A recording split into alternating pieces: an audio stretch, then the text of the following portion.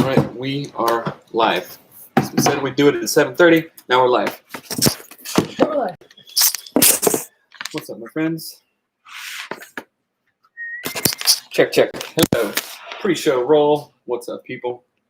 Pre-show roll. That's not a word, is it? Pre-show roll. Pre-show roll. Pre-show roll. Pre-show. Bang, bang, So Brad. So Ro McKenzie. Good morning, my friend. All right. Make it rain. Check. What am I even singing? I don't even know what that is. One of my favorite dances the kid does. Check, is check, check. This. So, Check, check. What, the door just slammed? Check. Dun, dun, dun, dun, dun, dun. Okay, check. all right, let's do this. What's up, Kenan? Canon. Let's go for it, girlfriend. All right. Here we go. Sorry, y'all looking at my forehead. Okay, ready? Mm-hmm. Hello and welcome to Anatomy of Marriage Radio. I'm your host, Melanie Studley. What's up, my friends? My name is Seth Studley. I'm a licensed marriage and family therapist. Welcome to AOM Radio, Tuesday marriage mornings. And we do 4 things every single time. Now, what are those things? We do a prayer, an intention, a gratitude, and then we talk about our Anatomy of Marriage app stuff of the day. But we go live on Instagram and Facebook every single morning. We have loads of people saying good morning. So good morning, you guys. If you want to catch us there, you can. You can interact with us and talk with us, and it's awesome. What's up, Bill? Morning, fam. Happy to see you too. Happy making Good up morning, is Ro. fun, isn't it?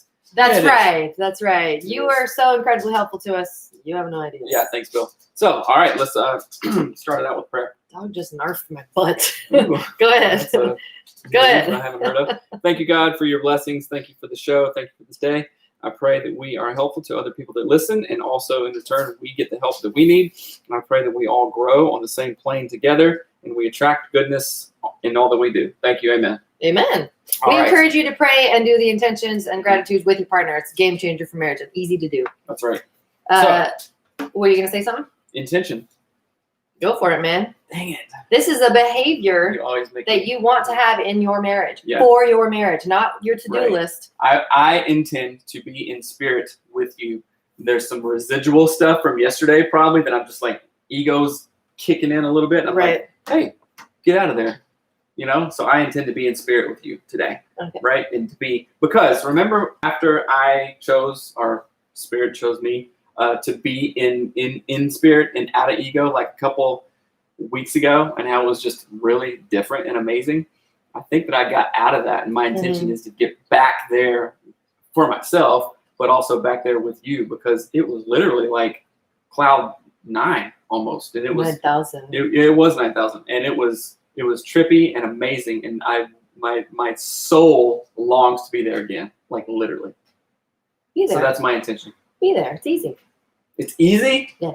Oh, right. I like your intention. All right, good. My intention is I feel like this is going to sound super weird, but there's not much I can do when you're in ego that makes you better, if that makes sense. So I could Right. touch you more. You don't want that. Mhm. I could talk to you more. You don't like that. Right. So my intention is to be aware. Hmm. That's just how I'm going to be Be aware. aware. What do you mean? Just be aware and open and Beware. oh my gosh, attuned and thoughtful about things. That's see. the way that I would say it. All right. If that makes sense. Okay, and then gratitude. What are you thankful for that I did today or recently or yesterday? Get away from me, Narf Don't Burger. tell him to get away. He's precious. What did you do yesterday? You cleaned the house when I went and got the kids, and I was like, yes, perfect. So thanks for that. You're welcome. You're very welcome. I'm thankful that you went and got the kids because Really? it drives me crazy to get those kids from other people's houses. They're just Heidi it's was too kind of much. a turd, and then it's like a game. She messed around, and when all the other kids were getting ready to go, she wanted to go get on the trampoline, and I looked at her. I said, no. Okay. And Okay, then she Marie. wanted to get an ice cream, and because the other kids got one, I said, no, you're not getting one, Right. because you were ignoring me when the other kids were getting ready. Right. And she instantly got it and got in the car. That's hilarious. I know, it was funny. Yeah. What's so up, thank you for that. Jenny? Okay. Good yeah. morning, What's up, TJ? So yes, gratitude. What am I saying? Do your prayer, your Yeah. intention, What and are you- gratitude. Oh, together. right. Okay. I'm thankful Yeah. that you got the kids. Yeah, I got sidetracked. Okay, let's get into the question. So this is a good one. This reminds me of some couples counseling clients that I had in private practice, and so this reminds me of a lot of couples that I've had before. Right, So and this is kind of heavy, but it's important, and we don't shy away from this stuff because it's real, you guys. That's right. What's up, Jesse? If you have a question for our show that you want answered on our show, just like this person, you can send it into hello@anatomyofmarriage.com or write us, DM us in Instagram, Facebook, whatever. We have lots of ways to get in touch. So here we go. 10 months ago, I walked out on my marriage because of fear and the feeling it was my only choice. I realize now I was wrong. My wife and I have been separated the entire time, but for the first half, I was committed to divorce, and I separated everything from her. We were committed to, I can't read. In marriage counseling for a couple of months in the beginning, but I got fed up because I felt like nothing was progressing. You read. Oh my goodness. Okay. Here we go. Nothing was progressing. Over the last couple of months, I have recommitted to being married and wanted to reconcile, but my track record of betrayal and broken trust seems insurmountable. I realize a lot of the brokenness is my fault and because of my choices. I just have no idea to how to even start to rebuild.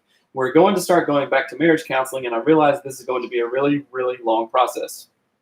We are unable to communicate, and her trust in me is at zero. She says she feels stupid to even be seen in a relationship with me, and that nobody in her life supports her staying with me. There's so much history of pain and hurt in our marriage over 8 years. This is our second separation, and divorce has never really not been on the table. We've been to multiple marriage counselors, conferences, and ministries. There has been domestic violence on a couple of occasions from both sides, and there has been financial betrayal from me more than once. I don't know what to do, and I feel completely out of options, which I know is a lie. The resentment and bitterness has built up so high that I don't know how to get around it. So when I say that I've had couples like this before, I was literally probably the 5th therapist that they've been to. Right.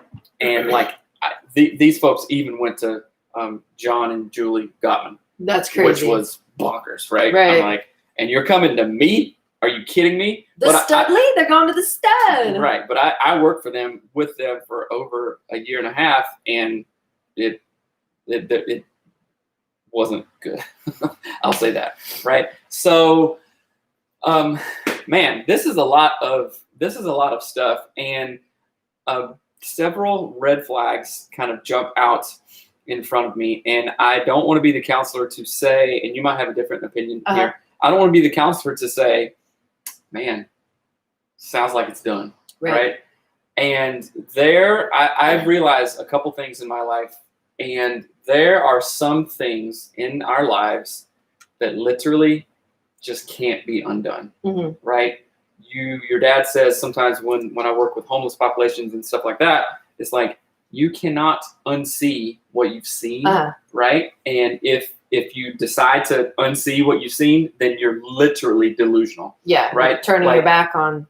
With over a decade and a half of working with very marginalized poor communities, being in inner city stuff, there are things on the street and in families that I have seen that I will never, ever forget. Right. And I can't just transport myself to this environment, to this, and be like, yeah, everything's cool, rosy colored glasses, all this. Right. That would be delusional and just, it's a joke, right? Right. So, sometimes in marriages, when there is betrayal, when there is broken trust, when there is just patterns and patterns and patterns of stuff, it's like that ship has sailed, you know? And I'm thinking of a Dave Ramsey thing, and he talks about sometimes when folks are talking about money, that like these patterns that happen, sometimes women have a switch, sometimes men do too, that switch just happens, it's like, she's gone. Right, yeah. She is There's gone, like a certain amount. Right? It's almost like filling a bucket.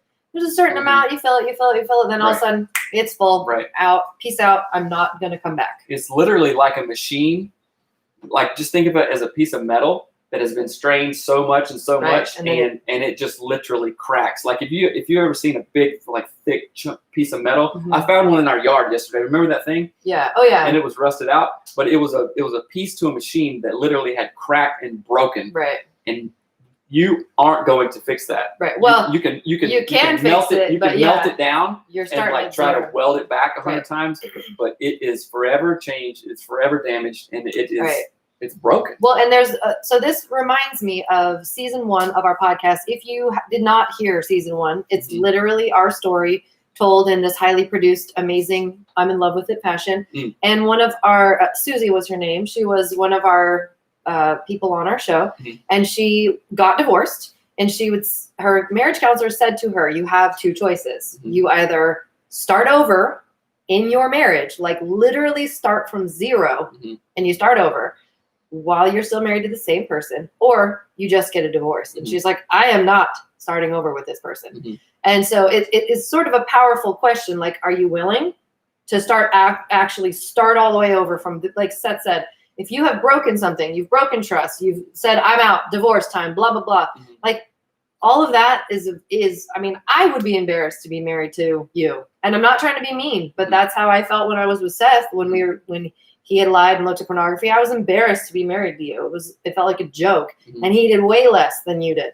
And so what I want to say is, if you are deciding, if you and your wife decide to come back together, excuse me, just like reforging a metal piece to another metal piece that is broken off, y'all are going to have some intense heat and be pounded with a hammer, and it's going to suck so much. But if suck balls, yeah. So one thing. So I'm not saying it's over. You can't unsee what you've seen. Blah blah. All this stuff. Right. If you guys are committed, somebody says at least she is even willing to go to counseling. And I remember when we went to the intimacy retreat in Denver a couple of years ago with Dr. Tina Shermer Sellers, we had a pre-screen because it was literally group therapy, right? And we had a pre-screen with one of the therapists, and I had a lot of questions. I was like, man, is this for everybody? And and the guy Sean said, yeah, it is for everybody unless there's like active super domestic violence or something like that. And he's like, yeah, we've even had couples who are currently divorcing and currently like have a side chick going on, and they come here and they reconcile, and it helps. I was like, man, that's crazy. Yeah. But so there is hope for it, right? There is some hope. And I'm saying unless 2 people are absolutely willing to like just melt and let everything go. Right. But here, just like that metal piece, right? You have to start over. It's like, okay, put it in the fire, melt it down, and then reforge it together. Beat the crap out of it with a hammer 1,000 times. Put it in cold water, put it back in the fire. Right. But the question is, if you're not willing to do that, then this, I don't know. I don't think it's going to go far. But let me tell you when I read this question, the first thing that I thought was, you and your wife don't seem to actually know, and hear me out because you're going to be like, what? You don't seem to actually know what you want. Okay? So let me unpack that for a minute. Sound like a pastor. Let me unpack that. Just kidding. I love pastors. I just thought it was funny. So this idea is basically saying, if you practice domestic violence, then you don't want a healthy marriage. Okay? Hear me out again. We sometimes make mistakes. We do things we don't mean to do. What you looking that way for? I heard, kid. But if you say you want to be in a happy, healthy marriage, and you do things like go get drunk against your wife's will, or like you've made an agreement and you say financial betrayal. Right. Yeah. I mean, you actually don't know what you want. And so I'm going to kick your butt a little bit here because that's my job and I get to, and no one's telling me not to. And I'm gonna put my coaching hat on because this is what I wish someone would have told me. So you made your bed. Yeah, you're gonna lie in it, especially if you want to fix it. It takes humility out the wazoo to change and fix these things. You got to crawl through the dirt. That is what it takes to get this to be repaired. If you don't want to crawl through the dirt, sign the divorce papers and go do something else. Don't pretend to me that you want to fix this if you're not willing to crawl through the dirt. Would you agree? I do agree. I watched you crawl through the dirt. I agree. What else do you think about that? What? I mean, you said you would call me every day for prayer alarms, and I would treat you like a sack of crap, and you'd be like, nope, doing it, crawling through the dirt. I made this mess. I'm going to help fix it, right? So that reminds me of what a listener says. Jesse says, how do you address this if there is no infidelity or abuse or anything and your spouse just hits a wall and decides to leave? So, Jesse, I want you to go start listening to the Order of Man podcast, right? And the guy's name is Ryan Mickler, and we had him on the show. And his story is really cool because he was a real douche, and I'm not saying that you are, but their marriage was not good, right? And this happens to so many people. So the fact that we get to talk about it and normalize it can be so super helpful. And that was one of the powerful things yesterday. I went in the men's group, and we normalized a lot of stuff yesterday from our conversation. And Mickler talks about they didn't have a good marriage, and his wife was like, peace out. I am taking the kids, like literally. She took his kids and left, like went to his mom's or something. And he was like, okay, this is the worst day of my life. If things are going to change, I have to change, right? And his decision to make the change for himself, not for his wife, not for anybody else, for himself, is what brought his wife back, right? Because he was, like the Bible talks about, wives, respect your husbands. Husbands, you got to be respectable. Right.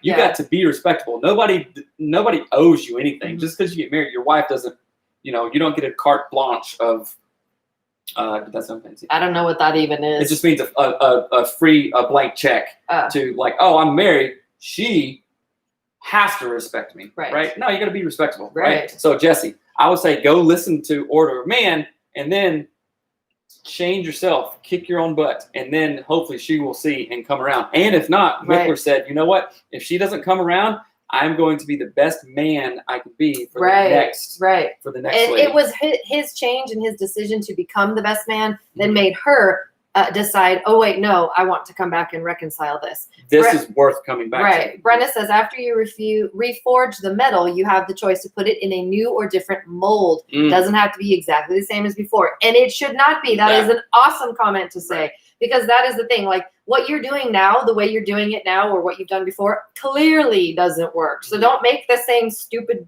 sword. We just watched Forge and Fire. All I can think of is swords. It will kill. It will cut. TJ says, what's up, TJ? 2 ways people go through marriage. They keep a list of reasons they can get out, or they find ways to make it work with work through. Of course, abuse is dangerous. Stuff aside, yes, it's true. There isn't much in between. You can only fix it if you're willing to go forward and make it work. That's absolutely true. It's hard to fix a problem if you don't know a problem's there, or if you don't admit the problem is there, because you're just kind of like in an ambiguous, nebulous space of like, oh, I feel this way, but what do I do? What do I do? Because I feel this way, kind of thing. So you have to name it and go for it, and then commit to it. Well, so I want to talk about, I talked about this in coaching yesterday. And if you want more information, go to coaching@anatomyofmarriage.com. I'm doing coaching as well. We do it together. We do coaching, right? Coaching changed our lives, and we spent a bunch of money on it, and it kicked our butt, and it was really good. So sometimes we give ourselves outs. You know what I'm saying? I don't know what that give ourselves outs. So think about this. When I committed to 75 Hard on January 2nd, 2020, there was no way in hell that I was going to not do it. Right. Does that mean give ourselves out? Yes. Okay. I didn't have the option. Oh, it's 11:45 p.m. I still have one more workout to do. Right. Yeah, but I got to wake up early tomorrow. Oh, my stomach hurts. Right. I didn't even think about that stuff. Oh, it's 11:45 p.m. I got one more workout to do. All right, where's my shoes? Right. I gotta go. Melanie, I gotta do this. It's like catching a plane, right? That plane, when you're running down the concourse, that plane usually doesn't wait. It's like, we are leaving, and so because of the rigidity of things like a plane schedule, boundary, people respect that, and they don't mess around, or else they will get left. They will get left. Their ticket is forfeit, all this other stuff. So when you commit to something like 75 Hard, or in the marriage, or like we talked about prayer alarms when we were going through stuff, there was something that clicked. It was literally absolutely no matter what, we're praying at these times. I don't care if Melanie is on fire and cussing at me. Right. Which I was most of the time. Yeah, literally. Shooting 2 birds. And so it's when it's the elimination of options. Yes. Makes you go, it's like discipline equals freedom. Yes. Like Jocko Willink says. Discipline equals freedom, because we're not being super rigid and militant about this. It's like, oh, I committed to this. Right. It's easy. Right. And I want to say a couple things. We've got loads of comments to talk about, but one of the things that I want to just sort of note is that every marriage, every serious committed relationship has cycles of things. I am not saying domestic abuse is a cycle. Do not hear that. But there are cycles of like, I'm done. I don't want to be married anymore. And usually that comes around 10 years when you're like, I'm sick of raising children and feeling tired all the time and blah, blah, blah. There are cycles. The 7-year itch is one of those cycles. There's also one at 22 years and like 34. Dr. Tina Shermer Sellers talked about this. There are cycles of feelings and emotions in marriage. And you can hack that because awareness is curative. When you know, this is a cycle. Like this is something I might get out of with just a little tweak here and there. It's like being stuck in a rut. All of those things. So I guess I wish I'd known years and years and years ago that almost every marriage feels like this. People, when you get them in the right situation and ask them about their marriage, they will tell you about a time when they thought, yeah, I thought for sure I was going to leave him or her or whatever. Or I thought about, having an affair. This happens to people all the time. We're all wired very similarly biologically. There's loads of similarities between people. So this is not super weird. I just want to throw that out there. If you're a lady and you're thinking about some other dude, it's not the weirdest thing on the planet. You're not some heathen, sinful Jezebel. You just are a person. So don't always trust that what you think and feel is real and you ought to act on it. Same thing goes for, oh yeah, I hate you. I want to divorce you. Don't always act on those things. Don't do something quickly that could very much be a temporary feeling. John Deloney talks about feelings aren't facts all the time. And so one thing somebody says is Order of Man podcast for women. Yeah, I listen to it. It's fine. It is fine. I would want to do a disclaimer. It's gotten sort of like politically kind of charged stuff, and I'm like, I don't really subscribe to that stuff so much. But ignore that part. I really enjoy hey, I said I was going to do this. Let's do it. Right. Kick your own butt. Let's go. Read, I would say read the not discipline equals freedom. What's the other one?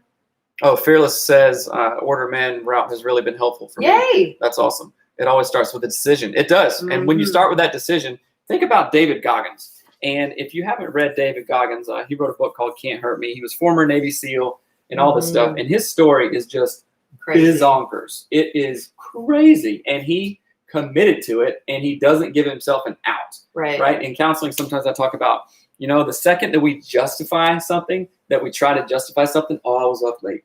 Or like, I yelled at the kids because I had a hard day. Right. I'm like, eat crap. That's what I say. That's my coaching style. Eat crap. Eat Duke and Doy. A piece of advice I was given that has stuck with me, even if the desire is not in your heart, pray and consistently ask God to put that desire in your heart. That's awesome. That is great. That's right. So, because our desires can change and they can be malleable if we're open to it. Right. But here's the thing, is feelings aren't facts, and feelings are like the wind. And it talks about that in the Bible. Don't be tossed about by the wind or the waves or whatever, right? So I want you to think about that. Like if you literally just acted on every feeling that you had, you wouldn't go to work. You wouldn't brush your teeth. All you do is look at porn. I mean, you would be a ding-dong. Stephen Pressfield, who I'm reading a lot of right now, he has written books, Do the Work, Turning Pro, The War of Art, talks about the resistance. And the way that he speaks about it is so, poetic and just elegant. It's like the resistance, the push to do something that you want to do. Like when you're an amateur, you do that all day, right? And you just, I'm going to work out, but I ended up watching Netflix all day.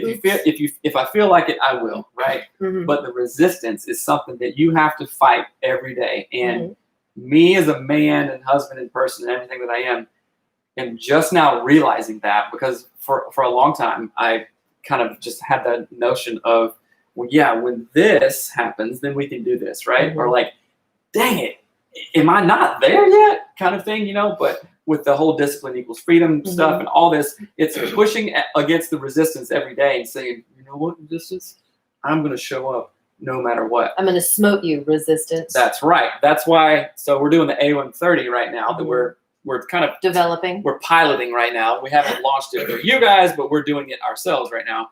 And doing the show at 7:30 sharp is very, very important to me for the next 30 days. You know why? Because there's going to be a ton of resistance in that. 7:31. Like I was fixing to make a coffee. Oh, I know. Because I thought that you were going to be late. No. And I was kind of miffed. I was like, everything is ready. ready to go. She's still putting on her makeup. Okay, whatever. But then I'm going to tell her later, 7:30 is our time. You know what I'm saying? What? Why wouldn't you tell me before? If you thought I was going to be late. I told you like twice before, but whatever. But that is very important, and it matters. 7:31 is unacceptable. Mm-hmm. And guess what? 7:30, 30 days in a row is going to build patterns and to show up and prove to resistance, prove to ourselves that we have what it takes, if that makes sense. Bill says, I totally agree, Mel, which this was, sorry. Can't open it. This was probably like 10 minutes ago, so I don't know what he's agreeing with.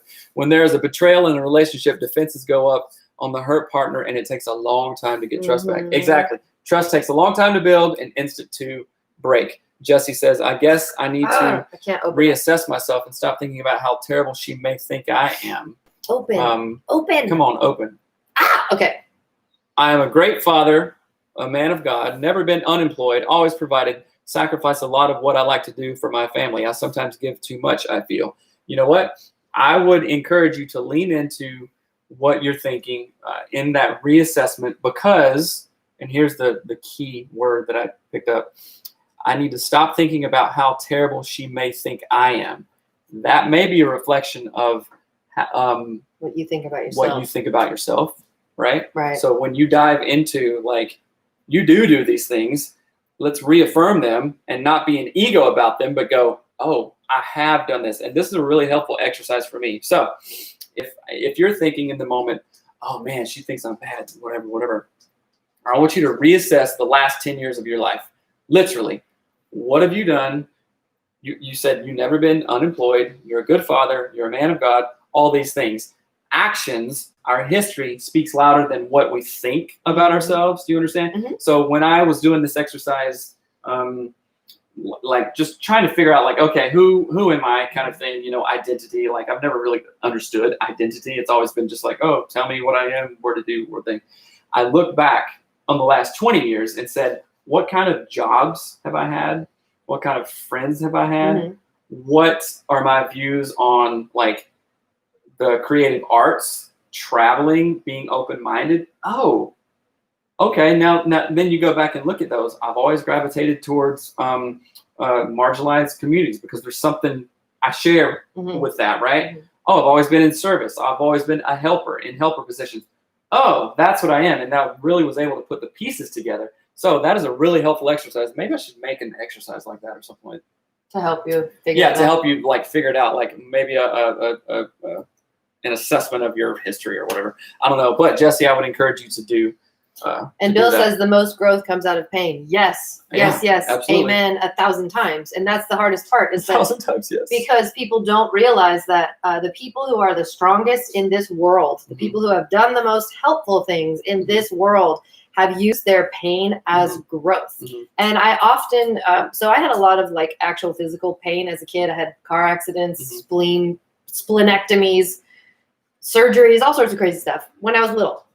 And so now that I'm a mom, I look at my kids when they're in pain, and I have sympathy and empathy, and I can help them. Mm-hmm. But I say to them, you got to get through this. I'm sorry, but ain't nothing crying's going to do to make this pain go away. And I'm sorry about that, but going through this well is the only thing that you can do. And if you go through it well each time, you will be stronger for the next time that it happens. Because I guarantee you, you're going to have pain again, right? And I think about this stuff all the time because pain really does give us growth, but only if we choose growth from our pain. I can let it crush me, or I can let it give me growth. And it's a choice that we make. And I do want to say, in this particular question where this guy is saying, I made the wrong choice, I wanted to divorce my wife, look at how stupid I've made all these choices, blah, blah, blah. What I want to say, I'll go back to the beginning. You have to know what you want in this case. Right? You got to know if you're wanting to reconcile your marriage and your wife actually still wants to do that with you, this is a new chapter. Actually, let me say that again. This is a new book. You put your old marriage on the shelf. Screw that old marriage. It was the dumbest old marriage you could have ever had. Your new one is going to be absolutely amazing. It'll have to be polar opposite. It has to be. If it's not, you are still in the same old book, and you will still have the same dumb problems that you made. And hear me when I'm saying this. I'm talking to myself because this is what I was doing in our marriage. There was a choice, a moment when you and I both decided, close the book on the dumb marriage that we had, put that one on the shelf. You can burn it if you want. And we're writing a new book. I think that happened probably after I thought you were going to shoot me. Right, it did. Literally. I mean, I remember praying on the floor and like reading Joyce Meyer and reading the Bible and listening to her stuff and being like, I'm going to prove how terrible Seth is. And I had this like weird God moment of like, yo, girl, you're doing exactly what I say in the Bible is not okay to do. And I was like, oh my gosh, I'm awful. And I'm like projecting my awful idiocy onto my husband and using the Bible as like a weapon. What is happening? Not good. And it was that moment. Like, and this was years ago. So what I wanted to, Ebony Goddess gives her hands up. Whoa, what's up, girl? Let's see. I'm trying to get to the point of using pain as growth. That's tough. It is absolutely tough, right? But this can Hold on. Wait. Trying. There is no try. Okay? Yoda. So hear me. There is no Say try. to yourself, Marissa Peer this. So Marisa, Marissa with one S. Peer, Peer. She talks about the power of words. You said, I am trying to get to the point where using pain as growth. That's tough. Nope. You say to yourself, I am using pain as growth. It will change how your mind sees it. Say to yourself, I am, and then fill in the blank with the thing you want to be. So I understand what you're saying, and I totally agree that when we're in hurting spots, whatever that pain is, that's hard, right? So I empathize with you 100%. And I am guilty of this too. And I have had tons of clients that have been trying for years. Yeah, for 10 years. Yeah. Now, and I'm not saying that. I've been trying for years. And until I flip the script on the vocabulary and the actual language that I use, and then, this is so funny, but our kids brought home some little Yoda thing that I bought. It was a magnet I bought for Tuff's birthday. Okay, yeah, and the kids like Star Wars. I don't care about Star Wars, right? About it. But it's a Yoda quote that says, there is no try. There's do or do not. Well, there, do or do not, there is no try. Right. And if you really look at that, it is the absolute truth. We're trying to make a good show. Okay. You are or you're not. Is this show good? And of course, that's not really that's not objective. That's subjective, and that has all kinds of opinions about it. But there are real markers, right? Oh, okay. Are the downloads at a certain numbers? Or like, well, okay, yeah, that's the thing. But there is no try. There's do or do not. Right. So when you say I'm trying to get to the point of using pain as growth, that's tough. Okay, girlfriend. It is tough. I understand what you're saying. I don't want you to try. I want you to use your pain and turn it into power. All right? Right. Thumbs up. You got this. What are flags that reconcile is not possible after several infidelity, verbal abuse to myself and kids? Always put me and kids last. 3 years, no job, not looking and chose a job 2 hours away. And wants us to uproot and move to him. Hold on. Read the book, Boundaries by Henry Cloud. Hear me out. Marriage and relationships are complicated. People can manipulate you and make you think things and make you feel crazy. But if you don't know, so this is the word that you said, this one word in this question, kids. Kids matter more than your marriage.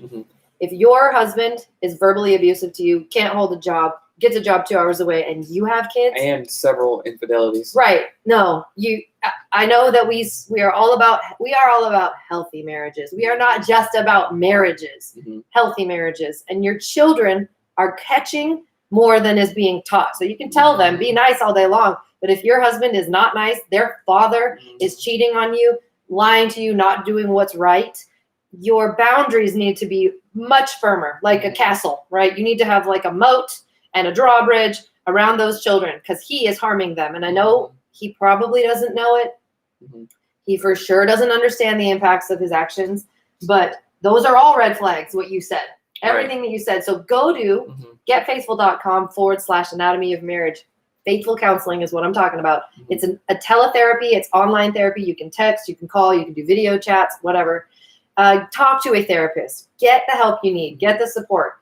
Go look up all of the services in your area for women and children and moms and families because your county might have services, your state, whatever. But those are all red flags that you just said.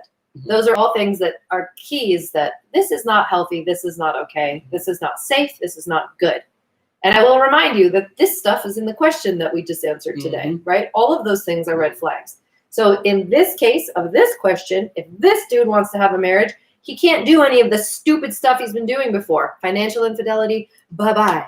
That was old me. This is new me. That was old marriage. This is new marriage, right? There has to be the biggest, fattest line in the sand ever. I agree. So let me just say this. And chose a job out 2 hours away and wants us to uproot and move to him. So it sounds like he already moved out. I would not move. I would not move. And I just know a tiny bit about the situation, but I would not move. You know, I think guys like this expect their women to, and kids to follow them. Hey, look, I got a job. It's been 3 years. I haven't been looking for one. Now I got one 2 hours away. This doesn't make sense. It's just ridiculous. Make sure you're safe, though. If this is in any way a dangerous situation, wrap yourself around with safe people. Somebody says, don't waste the pain. That's right. Sometimes our pain is wasted because we think it hurts and sucks and we're the victim so bad, but it is wasteful. And don't waste that pain. Body only responds to positive words. I can't. No, I can. I will. Life changing. Yes. Absolutely. There is this is called NLP, neuro linguistic programming, and it is literally like the tone and the setting and the way that we use words. And even if the words have a positive bent or a negative bent to them, impacts everything. Impacts so much. Even something as simple as saying this: hey, don't forget to use your thing. That sounds pretty benign, right? That sounds pretty like, oh, hey, don't forget to use the thing. I'm reminding her to not do this, right? How am I reminding her? I'm saying don't, and I'm saying forget. And sometimes our brains don't listen. They do not listen to the first part of the sentence. So what do you hear? Forget. Forget to do the thing. Yeah. And then you're like, oh, then you hyper focus on it. And guess what? Instead, say, hey, remember to get that today. Yeah. You said that you wanted it. I'm reminding you, remember to get that, right? I have a thing on the fridge of how to talk to kids like that. So we obviously what's funny is that way more. We do that with our kids. We do read Marissa Peer books and we talk about the power of words and what we say. And it's so funny because a couple times I have said to my son, Mariner, I'll be like, we'll be going to the grocery store and I'll say, I'm going to park the car. And then I will be like, I don't want to forget that I parked over here. And he will literally say, Mom, you will remember that you parked over here. That's right. And it's the sweet. He knows exactly what he's doing. He's like, Mom, you're going to remember and it's going to be awesome. And he has done this a million different times with things. Like instead of saying, oh, I'm so cold, he'll be like, it's hot out. I'm hot. Like he will literally do. It's so cute. I love it. Right. Because we want to, I don't know. I think we inherently go to positive things unless it is kind of squashed down, right? It's like a tree or a plant. They inherently photosynthesize to the sun. They lean to the sun. They, you know how like roots can hear water. Yeah, remember that podcast I know, that's you heard? so Like, crazy. oh, okay, that's trippy. They go to what they know will be them, healthy. Yes. Right. So if we're hearing like contradictory stuff of a negative parent or a negative brother, sometimes we combat it. And Meredith does that too. So here's a sheet. Maybe I should post this. We can post this probably backwards. Olympia Therapy LLC, which I don't know where I got it. I just got it somewhere. Bill says language is so powerful. Renee says I affirm that it is a good show. Thank you. See, if I hear this boundaries commercial one more time, I'm going to have to go buy the book. Do it. You really should. It's a great book. What's up, Daniqua? So okay, let's wrap this up. We are at 38 minutes. So thank you guys for the feedback. And language is so important, and we kind of went all over the place today, but I love it. It's good. Yeah. How about you throw up a question? Yes. I'm sorry, a conversation starter. A conversation starter from the app. And I do want to remind you guys, if anything that we have talked about, or you're like, hey, I want a piece of that. I want to grow and have a growth mindset and really kind of kick my own butt on some goals, then send us an inquiry email to coaching@anatomyofmarriage.com. That's where I do coaching. It can be one-on-one for men. Melanie does one-on-one for women. We do Zoom calls. We do Voxer. It's a very intense, it's not therapy. It's a very intense, intentional 60 to 90-day process that's just like, okay, this is in my face. I have no choice but to think about it and work hard and remove my upper limit problems and stuff like that. And And it can be marriage coaching or individual coaching as well. And this is it's very different from what you're used to. Coaching is not the same thing as therapy. We're saying that specifically because in therapy, they want, and no, obviously Seth is a therapist. I wanted to be one. Therapy is wonderful. It's absolutely wonderful. But a coach, think of a track coach. If you're going slow, what do they tell you to do? Do they say, "Oh, sit down, let's talk about why you're going slow"? No, they yell at you and they say, "Go faster." Family of origin makes you go slow. No, they push you, right? They kick your butt. Right. And if I have one complaint about therapy over the years, and this is probably my own fault, it's like I want to kick my clients' butt a lot more because the time when a man has kicked my butt in that, looked at me straight in the face, was like, "What the F, bro? What are you doing?" I'm like, "Oh, I know you're right." So, right, yeah. So it's a totally different. It's a totally different thing, and you get direct access to us all the time. So it's really cool. There's 30, 60, and 90-day versions, right? And it is, you have Voxers, you can Voxer with us, you can email, you can text, all of those things. And so we're there with you the whole time. It's a whole different ballgame. It's not once a week. It's literally we're there. So and this reminds me of a quote that I've said before. It's a Vincent Van Gogh quote. You first must experience what you want to express. And he's talking about in the context of art and stuff, but I put it in the context of life as we went through so much crap. Obviously, I'm a professional in the therapy sense, and we did coaching ourselves. Yes, and it's like, okay, we can honestly say that we know our stuff on that, which is kind of cool. Somebody says Doug is so well behaved. I know, look at him. He's like a little angel. Okay, let's go to anatomyofmarriage.com/coaching to learn more. That's right. Go to our website. And then, speaking of Anatomy of Marriage, this is our app. We made an app, and it has hundreds of conversation starters to get you talking to your spouse. Go get the app. Get the app. And use the conversation starters. This is in the just for fun category. I think I've asked you this on a running note too. If you were given one wish, but you can't use it on yourself, what would you wish for? For my family to be content and happy and to be in spirit. Your family, like your parents? Everybody I'm related to. That's a good one. What's funny is I'm that the best. I literally thought almost the exact same thing, but it was the whole world. I thought for everybody to have inner peace, to actually know That's pretty good. what inner peace is like. So ask this to your partner. If you were given one wish, but you couldn't use it on yourself, what would you wish for? I would wish that you get $1 million because our finances are shared, so I'd be rich too. Here's the second one. If you won the lottery, what's the first thing you would do? Oh, I don't even know. I don't like that kind of question because it's like, oh, I would do this. I would build a barn home. But then our ego just destroys that, and everybody is like, I don't know. Just can it. I'd build a barn home if I won the lottery. You'd buy a Tacoma truck that nobody likes. It's too small. Yeah, baby truck. You would buy a baby truck. I was thinking about that today. Get a Tundra. Toyota Tundra. Okay. We love you guys. Thank you so much. Join us tomorrow for a new discussion on some listener questions again. So keep it real. Again, hold on. Wait. Bill just said I wish my wife could read my mind. That you need to come up with questions that help your wife read your mind, and then we'll put them in the app. Would you really want that, Bill? Would I want Melanie to be able to read my mind? No. You know what I would do? I'd walk around going, "Shut up!" Yeah, I know.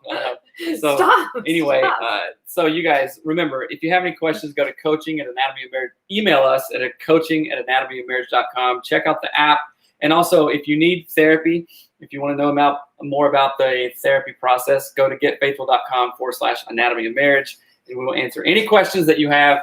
We're here for you. Thank you, and remember to rate and review the show, and also share the show. So I got a call. We love you. Got to go. Bye. Bye. Have a good day. Bye. Where's the end? Okay. End stream.